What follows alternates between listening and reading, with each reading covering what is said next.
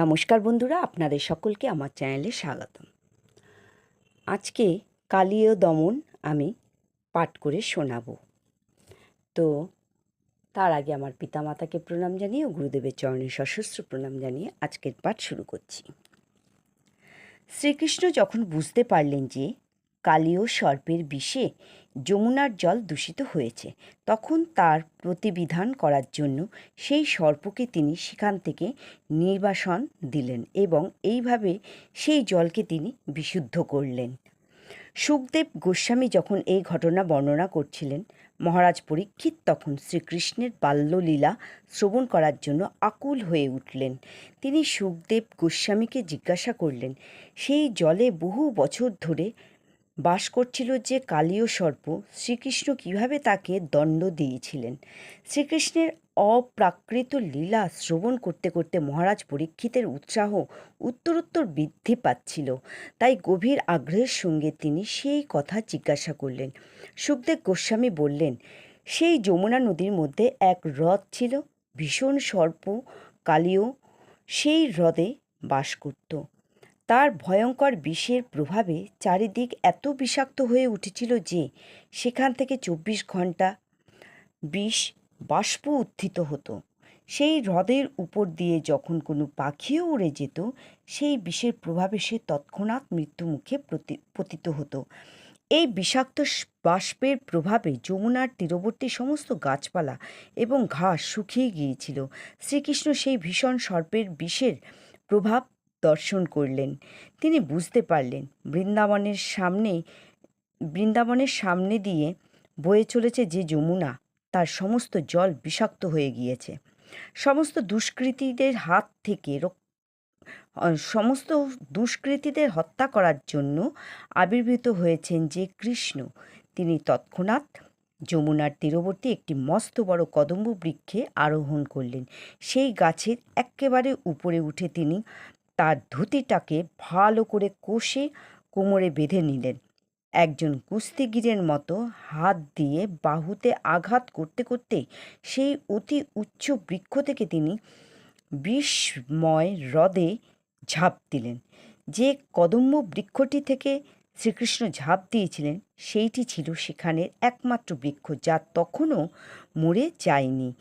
কোনো কোনো ভাষ্যকার বলেন যে শ্রীকৃষ্ণের পাদপদ্মের স্পর্শ লাভ করার ফলে বৃক্ষটি তৎক্ষণাৎ পুনর্জীবিত হয়েছিল।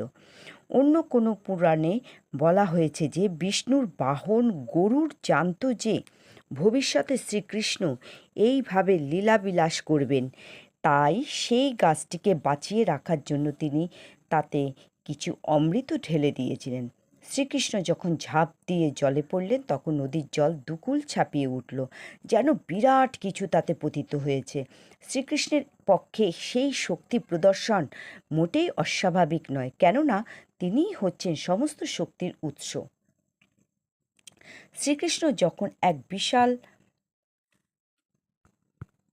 মত্ত হস্তির মতো প্রচণ্ড শব্দ করতে করতে সেই জলে সাঁতার কাটতে লাগলেন। ভয়ঙ্কর কালীয় সর্প তা শুনতে পেল। সেই প্রচণ্ড শব্দ তার কাছে অসহ্য হয়ে উঠল এবং সে বুঝতে পারল যে কেউ তার গৃহেও আক্রমণ করার আয়োজন করছে। সে তৎক্ষণাৎ সেখান থেকে বেরিয়ে এসে শ্রীকৃষ্ণের সম্মুখীন হল। কালীও দেখল শ্রীকৃষ্ণের দেহ এত কোমল এবং এত সুন্দর যে তা দর্শনীয়ই বটে। তার অঙ্গকান্তি বর্ষার জলভরা মেঘের মতো, তার পদযুগল পদ্ম ফুলের মতো। তিনি শ্রীবৎস মণিমাণিক্য এবং পীত বসনে ভূষিত। তার অপূর্ব সুন্দর মুখমণ্ডল শরৎকালের সকালের মতো হাস্যোজ্জ্বল এবং প্রচণ্ড শক্তিতে তিনি যমুনার জলে ক্রীড়ারত। শ্রীকৃষ্ণের এই অপূর্ব সুন্দর রূপ দর্শন করা সত্ত্বেও কালীও তার হৃদয়ে প্রচণ্ড ক্রোধ অনুভব করল এবং তার দেহের দ্বারা সে তৎক্ষণাৎ কৃষ্ণকে বেষ্টন করল।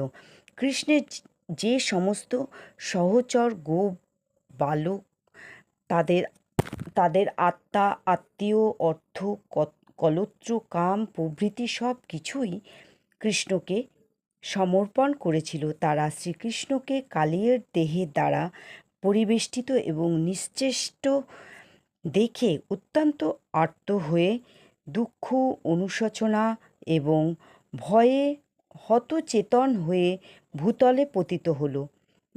ধেনু, বৃষ এবং বৎসরাও কৃষ্ণের এই অবস্থা দেখে দুঃখ এবং ভয়ে রোদন করতে লাগলো। তো বন্ধুরা, আজকে এই পর্যন্ত। পরের দিন ঠিক পর থেকে পাঠ করব। আজকের মতো পাঠকে এখানেই বিরাম দিলাম। নমস্কার।